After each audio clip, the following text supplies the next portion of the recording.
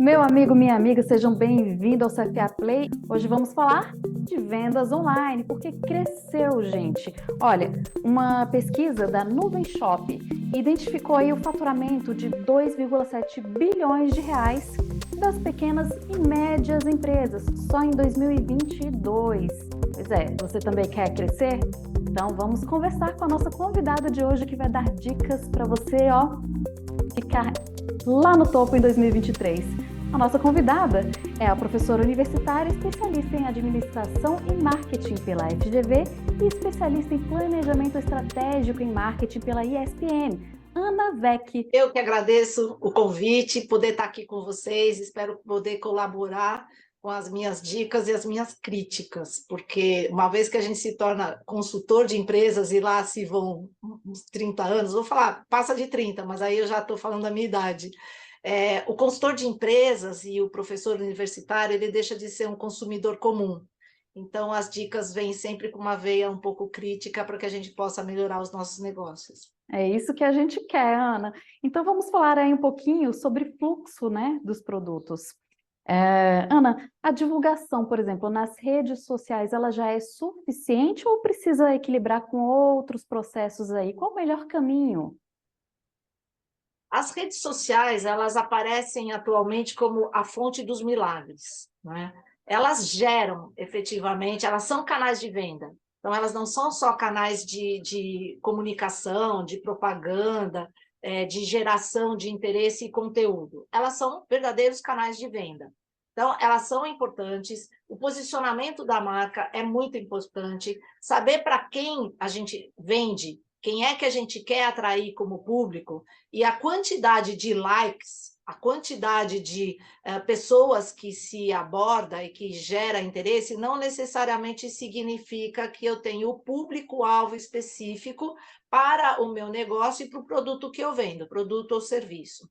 E aí vem atrelado a isso, e aí essa questão da geração de interesse, para quem que eu estou focando o negócio e a marca, tem o apelo de branding, tem o apelo da persona que eu busco. E a persona é uma personagem dentro de um perfil abrangente que a gente tem que buscar, porque tem que ficar claro que a faixa etária, o gênero e a classe social são detalhes que parece que aí me irrita um pouquinho, que parece que todas as pessoas que são daquela faixa etária, daquele gênero e daquela classe social gostam exatamente das mesmas coisas. E não é verdade.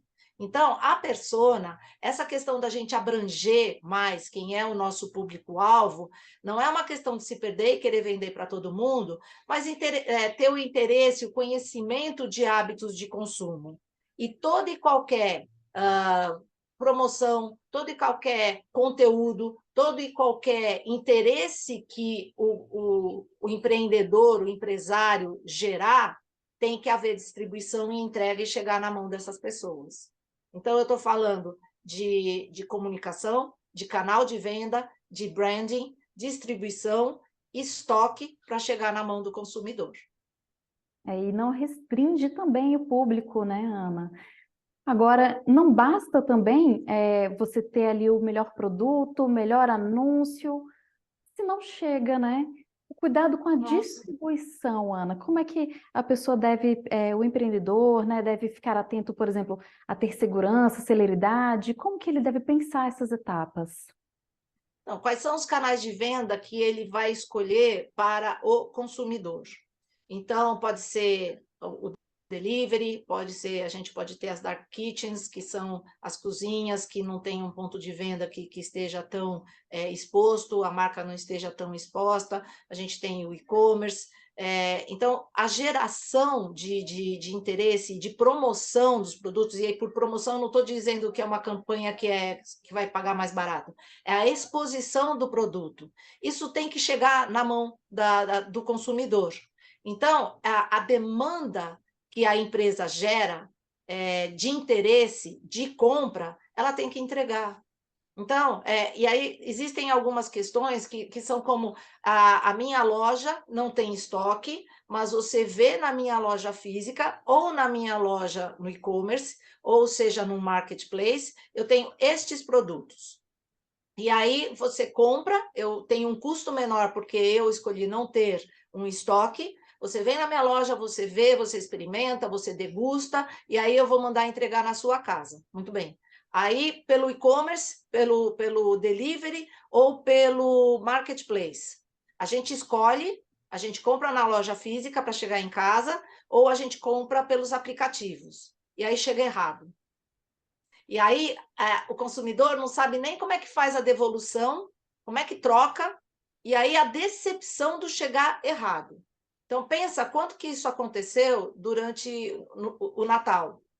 Aí compra uma sandália número 33 e chega um coturno número 39. Faz com isso? É Quer dizer, o difícil. que é que justifica essa entrega tão errada? E aí, na família, não há quem calça coturno usa 42 ou 38, né? E a sandália não chegou e a gente vai comprar. Então, essa questão, inclusive, da competitividade dos canais, muito se fala que a loja física está perdendo para o e-commerce. Na hora que vem 2 ou 3 e-commerces produtos errados, o consumidor vai para a loja física. Na hora que vai o e-commerce, ele é mais barato, vamos assim dizer, porque ele não tem o custo de loja. Tem muito cliente que, pela experiência negativa do e-commerce, do online, do delivery, seja o canal de venda que for, ele vai para a loja física.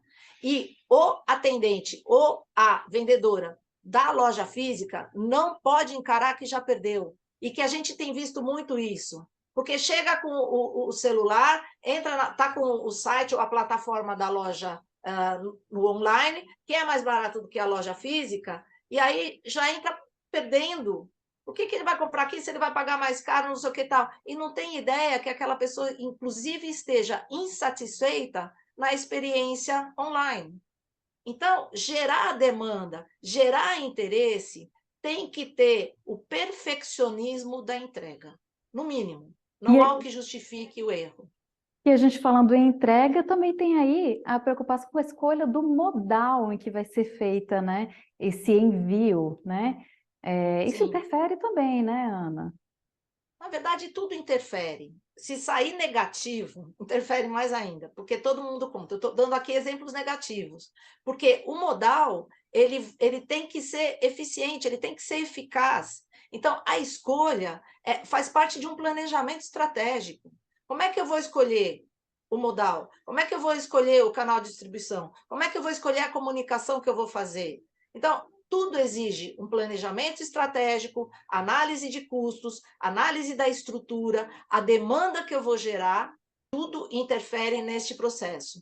E a questão do modal que vai se escolher vem de um planejamento estratégico. Então, qual é a demanda que eu estou gerando, para onde que eu vou mandar, né? Então, aonde que a empresa está localizada, da onde que sai, onde é o centro de distribuição, e para onde que eu vou entregar. Então, dependendo da demanda que eu, empresária, definir, e que eu vou gerar demanda e clientes e interesse, onde é que está minha empresa?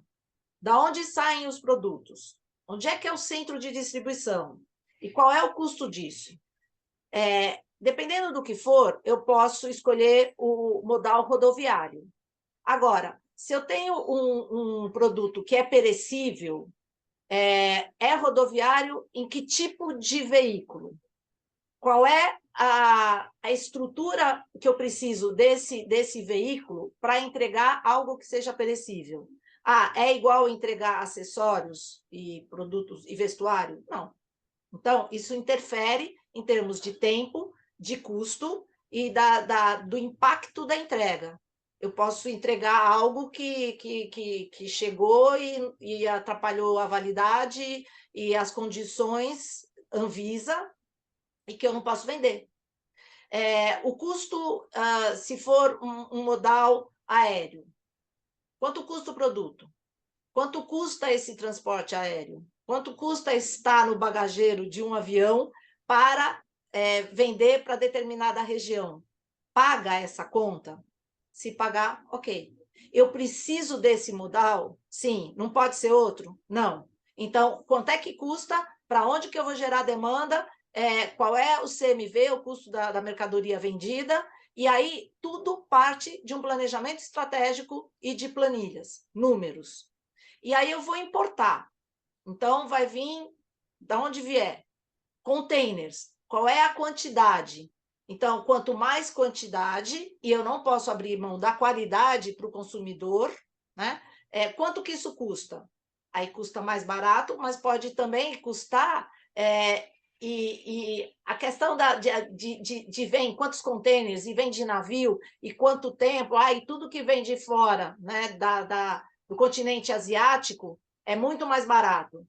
Dependendo de quanto você pagar de imposto, de encargo, de liberação na alfândega, de liberação no porto e tal, não sei o quê, tem que colocar todo esse custo e a estrutura que precisa, e na hora que saiu do navio e saiu do container, o que é que vem depois? E quanto que isso custa? E para onde vai? E aonde que eu vou estocar?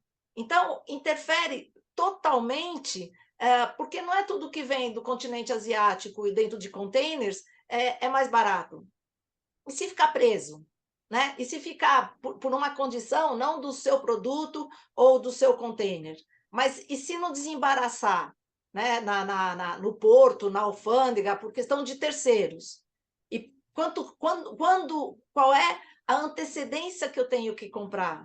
Então, tudo parte de planejamento estratégico, de conhecimento do que está se fazendo, de viajar, de ver o que vai importar, de ver qual é o custo de produzir aqui no Brasil, quem são os fornecedores e qual é a dinâmica de entrega para eu escolher os modais que vão atender todo esse processo. Ana, agradeço demais aqui pelas dicas, pelas informações que você trouxe aqui e que você volte também, né, em próximas vezes para conversar com a gente.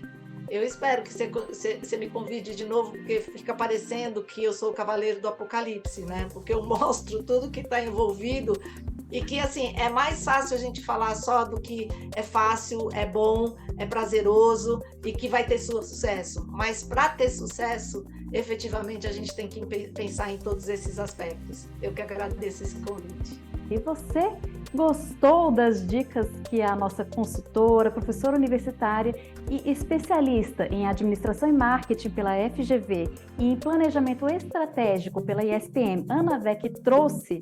Pois é, a gente vai trazer mais dicas nos próximos programas. Fica com a gente, ativa o sininho para receber nossas notificações e curta aí o canal. O CFA Play é o seu canal da administração. Até a próxima!